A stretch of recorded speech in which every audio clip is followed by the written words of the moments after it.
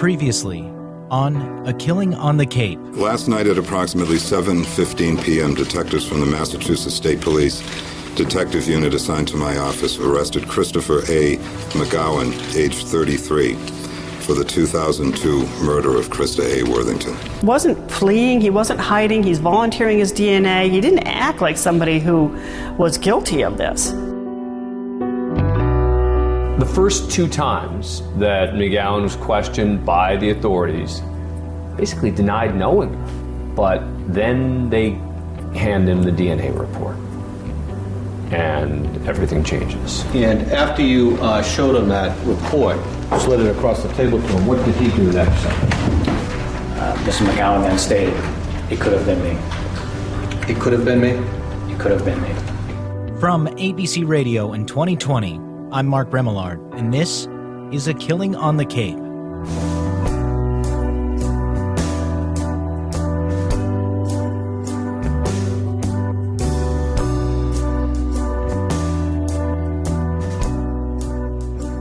When police announced the arrest of Christopher McCowen for the murder of Christa Worthington, they worked to assure the community that their investigation, however long and controversial at times, had gotten the right man.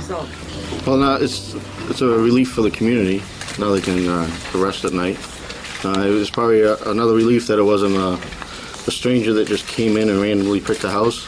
That's Truro's former police chief, John Thomas, and this is District Attorney Michael O'Keefe. The investigation continues now as we move into the prosecution phase of the case.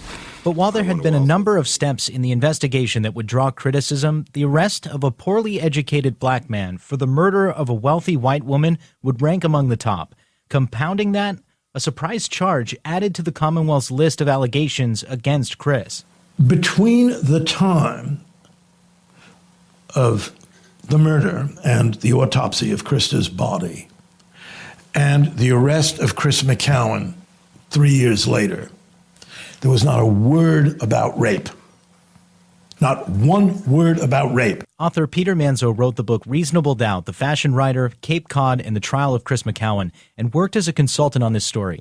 He covered Chris McCowen's trial and has been a supporter of the defense and believes Chris didn't get a fair trial. This case became a case not only of murder but rape only when and after they had arrested a black man. Murder and rape, aggravated rape, which was a new charge. Bob George was Chris McCowen's attorney during his trial. In all, Chris was facing first-degree murder, aggravated rape, and aggravated burglary. I mean, don't get me wrong, I wasn't surprised by the armed house invasion, and I wasn't surprised by the murder indictments. What I was surprised by was the rape indictment. It'd be more than a year after his arrest that Chris's trial would begin in the small, one-room Superior Court in Barnstable County. Fittingly, a silver codfish hangs from the ceiling of the courtroom. Some call it the Cod of God. May the record show that defendant Christa M. McCowen is in the courtroom charging the defendant with murder in the first degree. How do you plead, guilty or not guilty? Not guilty. I've been in this courtroom before. It's a beautiful space, but it's not a very large courtroom, especially for a case that would gather so much media attention.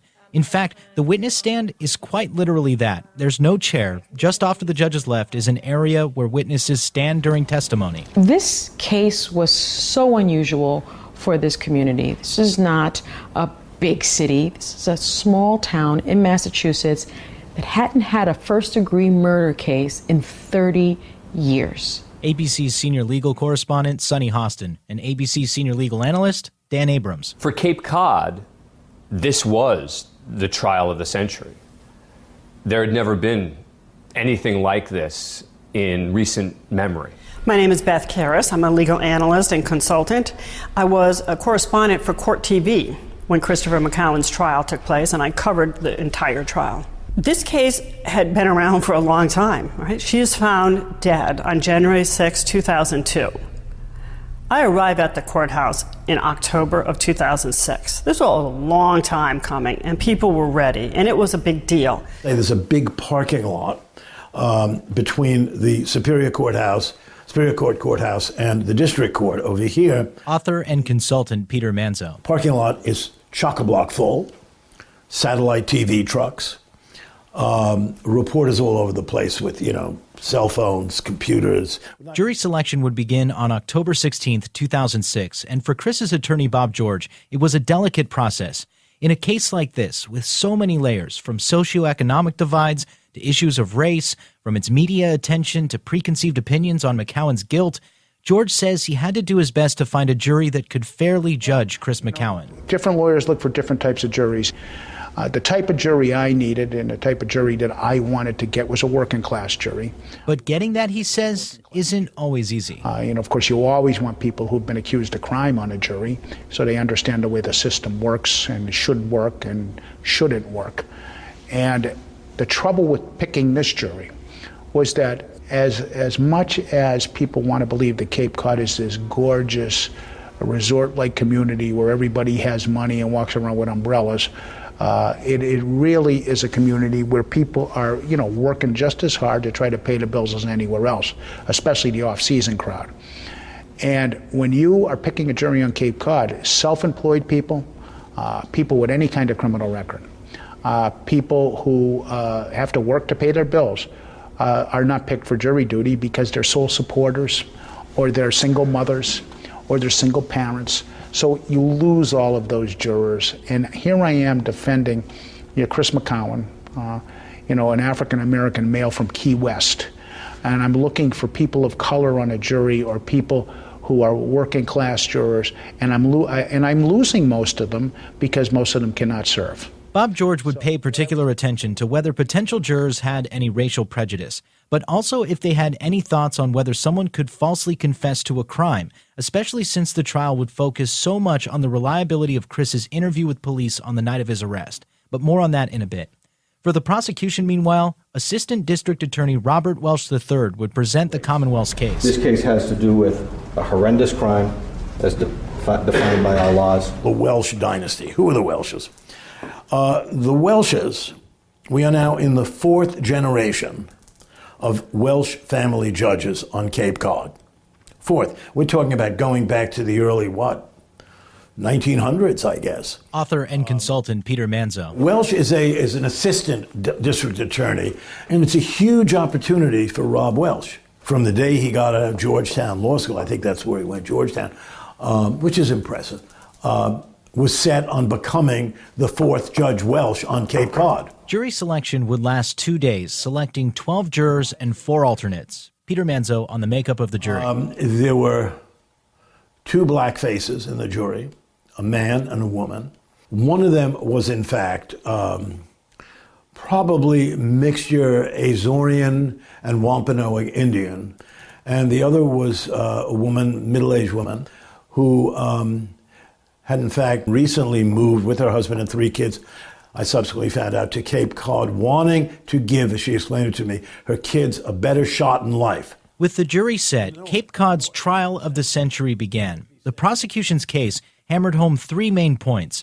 First, Assistant DA Welsh went over the brutality of the crime scene. The defendant was completely indifferent to her suffering, and that's based on the statement that you'll hear that he made. Welsh showed jurors photos of Christa's body on the floor, as well as photos of the bloodstains in the house. The photos were very graphic. Robert Lyon was an alternate juror during Chris McCowen's trial. They added a certain gravity to the case that you didn't necessarily, the idea of it is one thing in your brain. And I think those photos helped us to get the reality of the crime scene, to get the reality of a murder was committed. Welsh also called Tim Arnold to the stand. Remember, he was Christa's ex-boyfriend and the one who discovered her body. There was blood around her head. Her right leg was up. Her knee was up in the air. With the legs together or spread apart? Somewhat spread apart.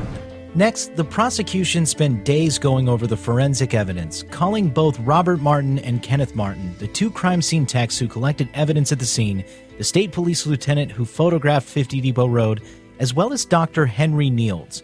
Nields would discuss Christa's autopsy, recalling for the jury the various injuries she had on her body, as well as driving home the details of Christa's stab wound. But what's interesting about this is that it wasn't Dr. Nields who performed the autopsy. He was subbing in for Dr. James Weiner, who couldn't testify because of illness. Niels was forced to simply read from Weiner's notes. So, with the brutal crime scene in the minds of jurors, the forensic evidence laid out showing a match for Chris McCowen's DNA on Christa's body, Assistant DA Welsh moved to link the evidence with the 27-page report of Trooper Mason's interview with Chris. My name is Christopher Mason. What is your occupation, sir? Employed as a trooper with the Massachusetts State Police. And did you have occasion to interview a Christopher McCowen? Yes, I did. Okay. On the stand for more than a day, Trooper Chris Mason went over the 6-hour interview he had with Chris McCowen, which we talked about in the last episode. Detailing his 27-page report, Mason went over Christa's statement in which he first says he didn't know Christa, then admits that he did have sex with her, then says he was at Christa's house on that Friday night with his friend Jeremy Frazier, whom he says was going through Christa's things, which led to an argument and ended with both of them beating Christa. Stated Jeremy lost it, and I just followed suit. It was pandemonium. Finally, the statement ends with Chris saying it was Jeremy who stabbed Christa. Juror Robert Lyon. Robert Walsh, the prosecutor, was very straightforward in presenting the case and was very, he did an excellent job in giving us the facts as best he could. The defense attorney was really a character, I thought.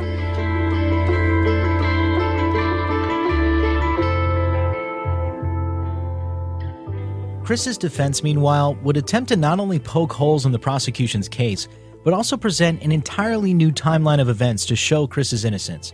Chris's former attorney, Bob George. It wasn't an easy trial, but I thought that I had planned to attack the validity and reliability of the statement. First, despite the fact that Chris declined to have the interview recorded, Bob George criticized the fact that the pivotal 6-hour interview was reduced to just a 27-page summary. The statement is not what the paper it's written on. This interview of the man arrested for a crime that the whole nation knew about. This is in New York Times, People Magazine, USA Today, you name it. Was not taped. Author and consultant Peter Manzo. Now, as an experienced reporter who always uses a tape recorder, 6 hours of talk does not translate to 28 pages. It translates more to 300 to 400 pages. And compounding the fact that there is no recording of the interview were concerns raised by the defense that Chris's low intelligence meant he was saying what he thought the police wanted to hear. To back this up, George called Dr. Eric Brown, a forensic psychologist who's testified in more than 200 trials. Having an IQ of 78 and being subjected to that kind of stressful, prolonged interview makes them also very susceptible to manipulation. He was putty in their hands, as are most people when they're in this kind of a situation. You're terrified. You can't think straight. And you're not in a state where you're very discriminating. It's perfectly reasonable to assume that when they asked him to sign this waiver, by complying, McCowen may well have thought, this is going to get me points with these guys. They're not going to be so hard on me.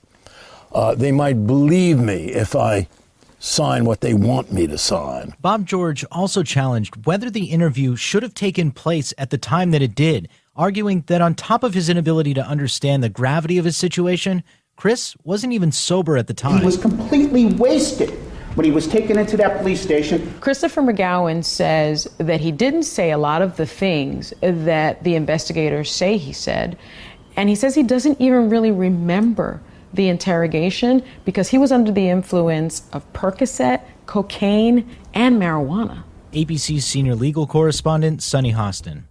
A report from police following Chris's arrest says 4 burnt joints were found in Chris's house. And another report says Chris told police he had taken 2 Percocet, an opioid pain reliever, for knee pain on the afternoon of his arrest. All of this, the argument that Chris wasn't smart enough to understand what was happening, that he wasn't sober at the time of his interview, and that the interview wasn't recorded so it could be scrutinized later, Bob George hoped would plant seeds of doubt in the minds of jurors about Chris's interview. I thought that the investigation had been shaky. I thought that McCowen's mental and emotional condition lent itself to false confession.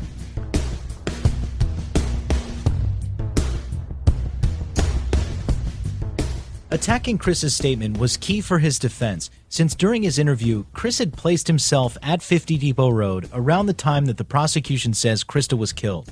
But it would also take holes in the forensic evidence for jurors to doubt the Commonwealth's case.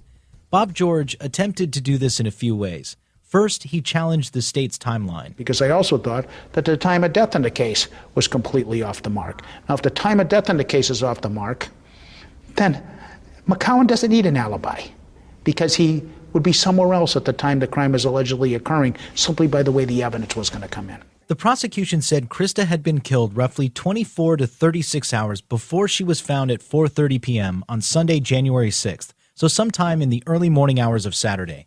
They'd couple that with Chris's statement to police, in which the report says he arrived at Christa's house approximately 39 hours before her body was discovered, putting Chris at 50 Depot Road very near the estimated time of Christa's death. But Bob George would raise questions about just how accurate that timeline is.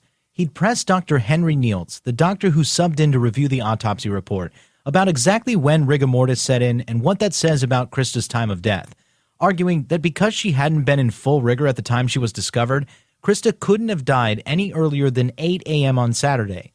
Much of this forensic back and forth over the phases of rigor mortis, lividity, effects of temperature, etc., was very complicated and open to interpretation.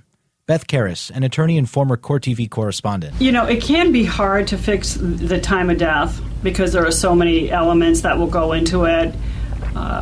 The weather conditions, the temperature. So no one can really say, you know, for sure. I mean, sometimes there can be certain changes in the body, which means it was within 24 hours. Here, Bob George says, you know, she wasn't killed Friday night the way McCowen describes, but it's really hard to determine. The complexities that were thrown out for the jurors to consider were huge. Author and consultant Peter Manzo. But challenging the timeline was important in casting doubt over whether Chris was at or around 50 Depot Road near the time of the murder. And to further his scrutiny of the timeline, Bob George presented a whole new scenario at trial, and one that he believes was largely ignored during the investigation. The house is up there on top of the knoll. I'm Gerard Smith. Back then, every day I walked 3 miles. This is Gerard Smith. He's a Truro resident, and back in 2002, he says he would regularly walk around the neighborhood where Christa lived. He says on Saturday, January 5th, 2002, one day before Christa's body was discovered, he was walking down Depot Road when something caught his attention. When I got to here, I walked across here, and I could hear a car going at a very fast rate of speed because of the sand that it kicked up in under the car. And I turned to see who was driving that car at such a fast rate. And the car came out, went right in, took a right turn, and didn't stop, period. As it turned out, it was Christa Worthington's driveway, and that was it. This was Saturday around 12 o'clock. At trial, Gerard Smith said it was more like 1 o'clock, but either way, one day before Christa's body is found, Smith says he was about 15 feet from a dark-colored car that bolted out of Christa's driveway and sped off. I think that the vehicle was large, and it was dark, and what it was I didn't pay attention to. I just kept looking at the person. That's it. And that person, he says, didn't look like Chris McCowen. Could you describe the person? He was Caucasian. He was a little dark, but he was not black. I turned around to see who was driving the car, and a gentleman, dark-complected, oval face, was driving the car, and he had brown hair. At the time, of course, Smith had no idea that up the driveway at 50 Depot Road was Christa Worthington's body and her 2-year-old daughter left unattended. About a week and a half later, Smith talked to then Truro Police Chief John Thomas about what he saw. He ended up speaking with Trooper Mason 3 days later on January 19, 2002. The information in the report is largely consistent with what Smith testified to in court, though Mason had written it was now closer to 2 p.m. when Smith said he saw the vehicle. Smith says police would return to show him pictures of cars, but he insists that they should have been showing him pictures of drivers, not vehicles. And they kept saying, well, what did the car look like? And I kept saying, I didn't look at the car, I looked at the person driving it. So they didn't pay attention. They had their own way, and that was it. I guess they just didn't believe me or something of that nature. That's how it goes. Chris McCowen's former attorney, Bob George. The police, the investigators in this case, obviously disregarded Gerard Smith's testimony because he wasn't telling them something they wanted to hear. Because it's impossible to turn away from evidence like that when you have someone coming from the crime scene at a high rate of speed. By the way, when you say a dead body is lying up in the house, and a person like Gerard Smith is the person who makes the observations. Gerard Smith is not some homeless junkie lying in the street who's imagining things because he's out of his mind. This is someone who testified clearly at trial as to what he had seen, and the description of the person coming out of that driveway did not match the description of Christopher McCowen, nor the ethnic background or the race of Christopher McCowen. There are more than a few possibilities as to what Gerard Smith could have seen. Maybe it was the murderer fleeing the scene, as the defense would like to suggest. Maybe it was someone who had good reason to be at Christa's, but stumbled across the crime scene and took off. Either way, if Smith is to be believed, as he says, the scenario is troubling. The thing that bothered me was, obviously, later, the individual had seen the carnage and had left this baby with her mother in this blood and everything. That's the thing that bothered me more than anything else.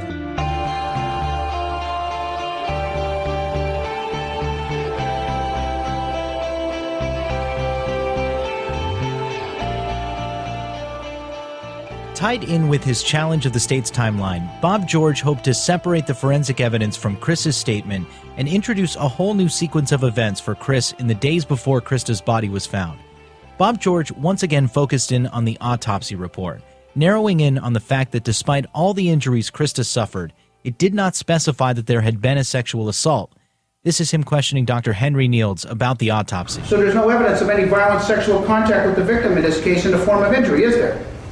There's no report of injury, right? That's correct. In the medical examiner's report, he doesn't mention that she was raped. There's nothing to suggest on her body that she was violently sexually assaulted. Former FBI profiler and ABC News consultant Brad Garrett. The police and prosecutors make a presumption that if you find somebody that's nude, the three things: nude from the waist down, has been murdered, and there's signs of DNA in or around her, that a sexual assault occurred, and that with this type of murder, that it is not consensual. So that's how they get to rape.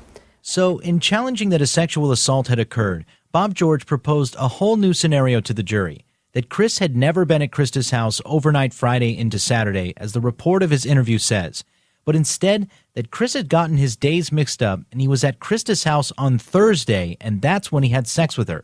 In Chris's statement to police, he mentions having a conversation with Christa about her Christmas tree. Remember, it was a couple weeks after Christmas, and Christa hadn't gotten rid of her tree yet. Here's Trooper Mason at Chris's trial.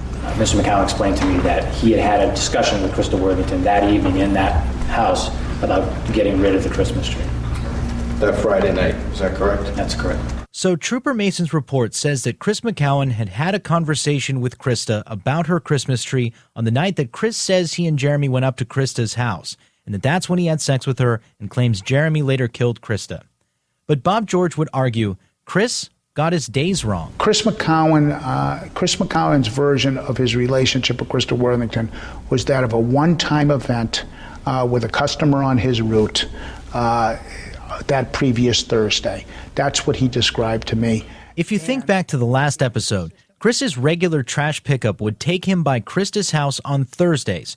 So Bob George says that it was on that day in which Christa had invited him in to look at her Christmas tree, and that's when they had consensual sex. He says he was on his route on a Thursday. Christa called him into her home because she wanted him to remove her Christmas tree. He says that one thing leads to another, and they do have this encounter, but that it's consensual. Was there anything to back this up, though? Bob George pointed to two things at trial. One, a call he says was placed by Chris from inside Christa's house that day, and two, the forensic evidence. Remember Don Horton? We talked about him last time. He was the owner of Cape Cod Disposal who hired Chris and gave him a place to live. He says he got a call from Chris one day while Chris was on his route. Chris McCowen called me from Christa's home in Truro one day and asking me about her Christmas tree. Horton says he can't be sure of the day, but that it was on one of Chris's regular pickup days, which was on Thursdays. He called me and he says, she has a Christmas tree. What should I do? Should I take it? And Chris was in the wrong truck because I had little rubbish trucks. And I told him, I said, we will get it on Monday when we go into Provincetown to do the recycling. We'll just stop there on the way back if she wants us to and pick it up then. He called in on Thursday to take Christa Worthington's Christmas tree. He was at the house and he had sex with her. And he didn't rape her because there's no evidence of rape. But it's not just Chris's claim that he was there on Thursday and Bob George saying Don Horton backs that up. He says the forensic evidence also supports it. Chris's fingerprints were never found at the crime scene, and while investigators found hairs, they never found any that were consistent with an African American. So the only forensic evidence tying Chris to the scene was the DNA found on Christa's body. But Bob George says the sperm sample police collected was so degraded that it could have been there for days before Christa's death. There were no fingerprints. There were no footprints. There was nothing in the house that indicated Chris McCowen was there, other than the seminal fluid. The testimony in this case indicated that the state of the seminal fluid that was found on Christa Worthington's body was in such a condition that it could have been there for days before, because it had degenerated to the point that there were no tails. And I don't want to talk like heads and tails, but there were no tails on the evidence, which indicated it could have been there for days, which of course destroyed the time of the crime and the version of events that the Commonwealth was trying to sell to the jury. All this served as an attempt by the defense to create a bigger valley between when Chris had sex with Christa and when she died.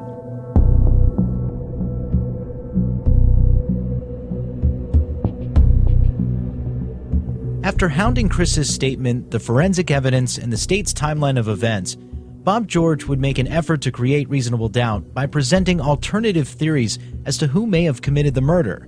And he would point to the man that Chris blamed for the murder in his statement to police, Jeremy Frazier, who would end up testifying on behalf of the prosecution. Jeremy Frazier's testimony was like an early Christmas present for the defense. Amalia Barada was a reporter for WCVB in Boston and covered Chris's trial. In all of the trials that I have covered, and there have been many over my 30-plus years of being a reporter, I don't remember a prosecution witness ever sending up red flags like Jeremy Frazier did. And the defense would welcome those so-called red flags. Jeremy testified that he was at the juice bar with Chris and his friend Sean Mulvey. Remember, they were there for a rap contest on the Friday before Christa's body was found. And just like in his interview with police, he said that he left the juice bar and went to an after party where a fight broke out. Everyone got kicked out of the party, and that's when he and Sean went back to Sean's father's house and were there the rest of the night. Jeremy says he didn't know what happened to Chris. But under cross-examination from Bob George, Jeremy would make a startling admission about his memory from that night. And did the police ask you where you had been that day? Yes. And did you remember? No. In fact, you didn't even remember where you had been after the juice bar the first time they talked to you, right? Yeah, until they fed me pieces of information where I was that night.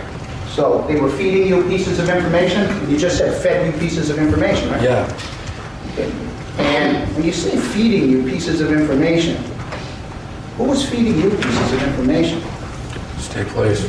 Jeremy Frazier said under oath that the police helped refresh his memory about where he was that night. Jeremy Frazier is a prosecution witness who is now saying that the state police were feeding him information. That's not what you want in your witness if you're the prosecutors. ABC's chief legal analyst, Dan Abrams.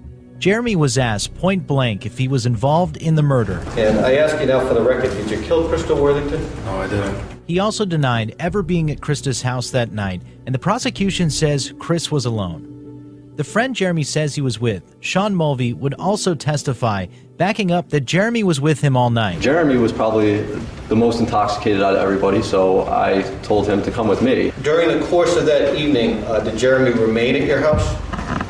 The whole night, yes, he did. But Bob George would question Mulvey. If he was so sure that Jeremy was with him, why didn't he originally back up Jeremy's alibi when police first talked to him? There was an initial meeting with the police where you told me you basically didn't remember anything. Is that correct?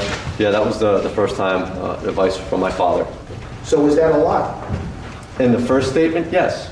We wanted to talk with Sean and see if he remembered anything about that night. We found out that he lives in Florida and sent a crew there, but he told us that he didn't want to talk. Our producer Karen Schiffman and I also went by Sean's father's house on Cape Cod, the one where Sean says he and Jeremy were that night. So no luck. So the note is there, and you can see that there's something in the mailbox. Yeah. No one was home, so we left a note, but we never heard anything.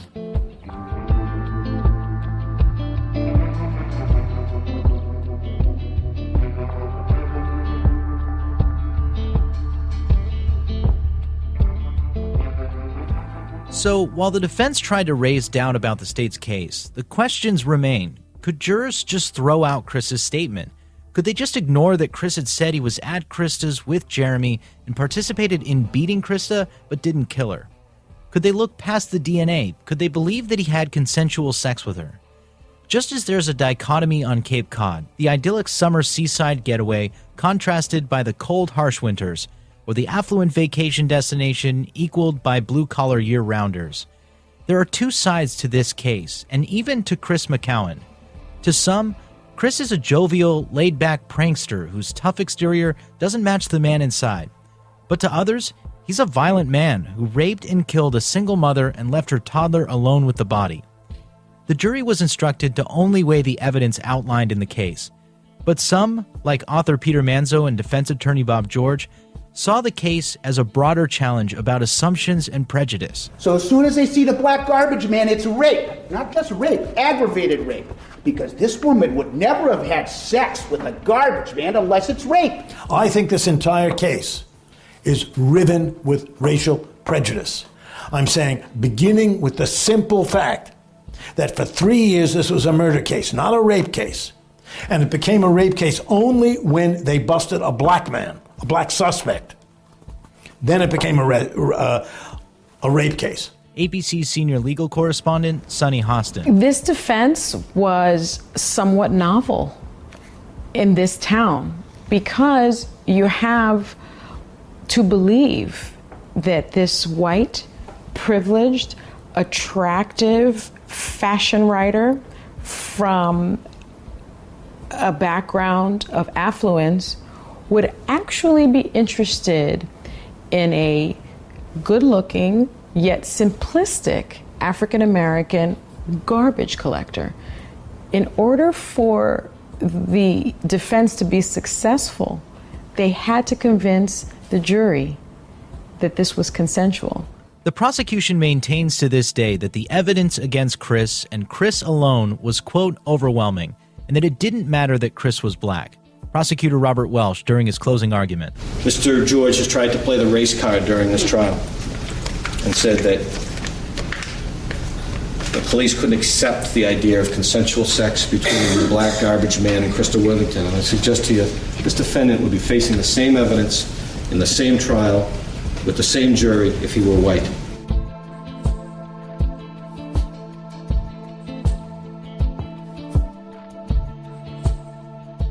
"16 days after the start of the trial, the jury was given the case. When the jury went in for deliberations, we all waited. And we really didn't have a sense of how long this was going to take. But it took longer than I thought it would take. Amalia Barada covered the trial as a reporter for Boston's WCBB. We were running across the street to get coffee and water and lunch and whatever all the time. We were trying to make arrangements so that the verdict wouldn't come down while we were gone. It would take 8 days of deliberation and one juror being removed for phone calls she made to her boyfriend talking about the case before a verdict would come in. After many days, the verdict comes in. It's a stampede up here to the courtroom. We, the jury, unanimously return the following verdict: guilty of first degree, guilty of murder in the first degree, an extreme atrocity or cruelty, and also felony murder. Guilty on all 3 counts, murder, rape, and aggravated burglary. I went into closing argument believing I had at the very least a case of reasonable doubt. After the verdict was delivered, McCowen, of course, was devastated, and he started to cry. I remembered this case for one reason and one reason alone. I watched the verdict come in. Sunny Hostin, a former federal prosecutor and ABC's senior legal correspondent. And having been a prosecutor and seen so many defendants be found guilty, I always look at the defendant for a reaction. This reaction was completely unusual. When the verdict came in and Christopher McCowen was found guilty of murder, of rape, he shook his head vehemently and cried.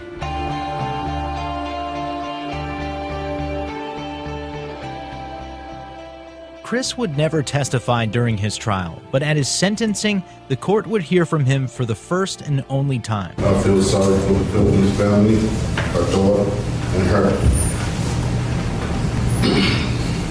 For all this time, I've been innocent. It's hard to hear, but Chris says he feels sorry for the Worthington family, Christa's daughter, and Christa, but says, quote, "All this time I've been innocent." Meanwhile, a statement was also read on behalf of Amira Chase, Christa's friend and the one who got custody of Ava after her death. I know I will throughout Ava's life witness over and over again that Christa was robbed of the privilege and delight of raising her daughter. But today, I know that Ava will be an even stronger person, firm in the knowledge of all of those who supported her mother, Christa. The court, in consideration of your offense, as set forth in said indictment, hereby sends you to be imprisoned at the Massachusetts Correctional Institution at Cedar Junction for and during the term of your natural life without the possibility of parole. Chris would receive 3 life sentences, one for the murder, one for the rape, and one for the burglary. But in Massachusetts, unlike other states, conviction on first-degree murder is life without parole. You die in prison.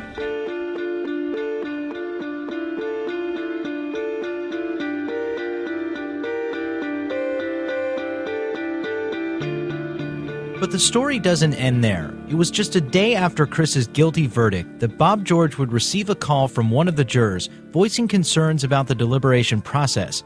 And in the coming days, 2 more would also come forward with similar complaints. 3 particular jurors that contacted me that they believed that there was racial bias in the jury deliberations. And I immediately filed, I met with those 3 jurors, and I immediately filed a motion to set aside a verdict as a result of racial bias in the jury room. The 3 jurors signed affidavits which included allegations that racist comments were made during deliberations and that some jurors had already made up their minds on Chris's guilt before deliberations began. One of the jurors that signed an affidavit was the sole black female on the panel. Author and consultant Peter Manzo interviewed her for his 2011 book, Reasonable Doubt, The Fashion Writer, Cape Cod, and the Trial of Chris McCowen.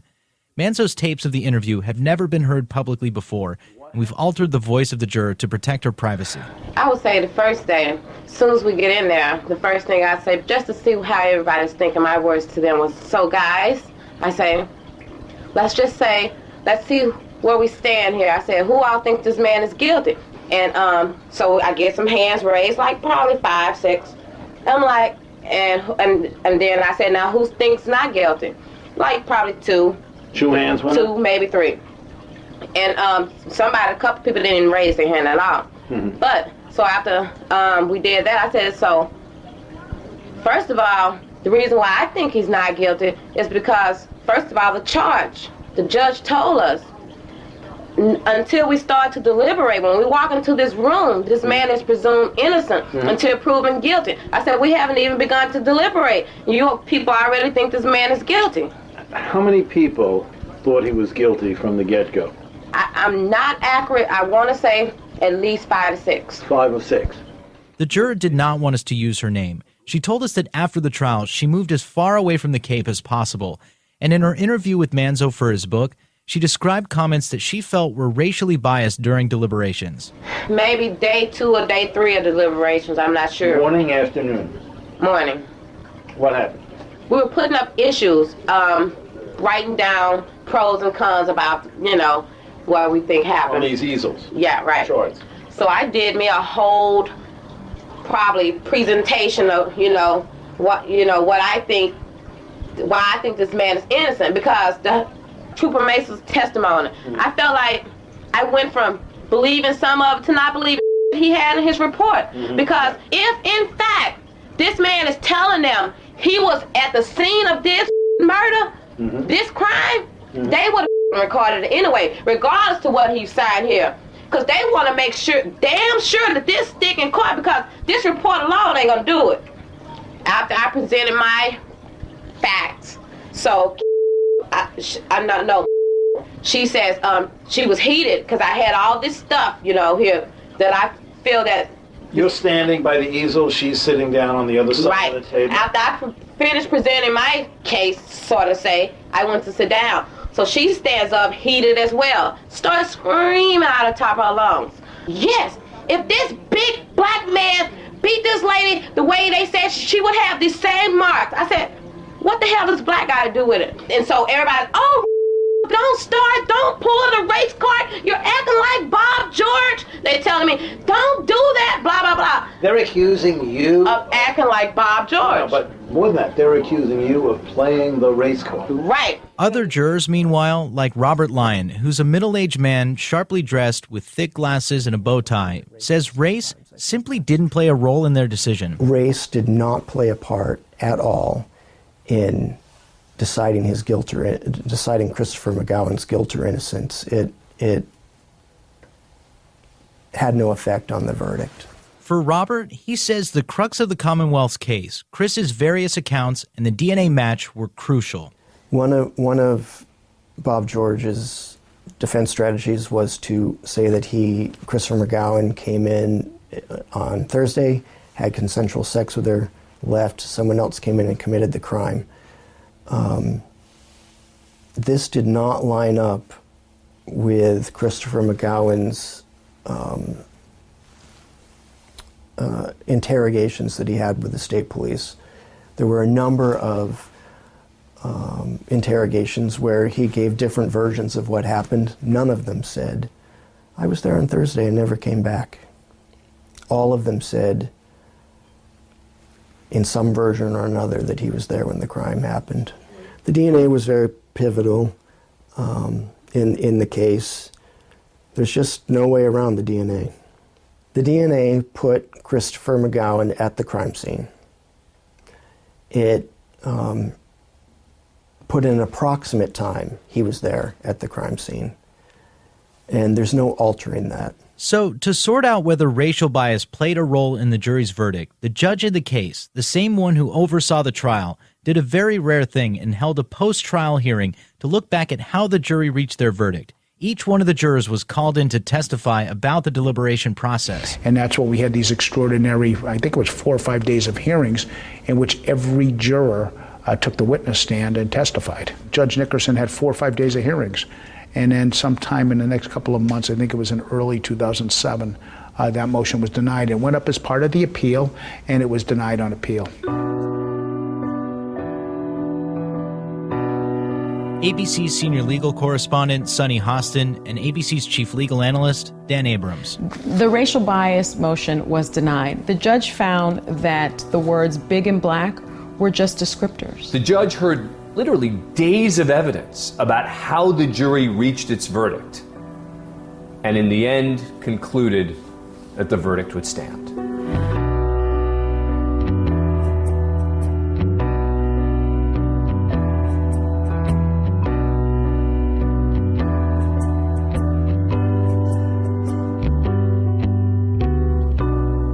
Since his conviction, Christopher McCowen has had 3 motions to get a new trial denied.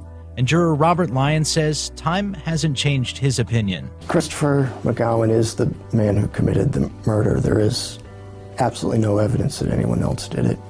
The trial was 10 years ago. Time has not altered at all my conviction about his guilt.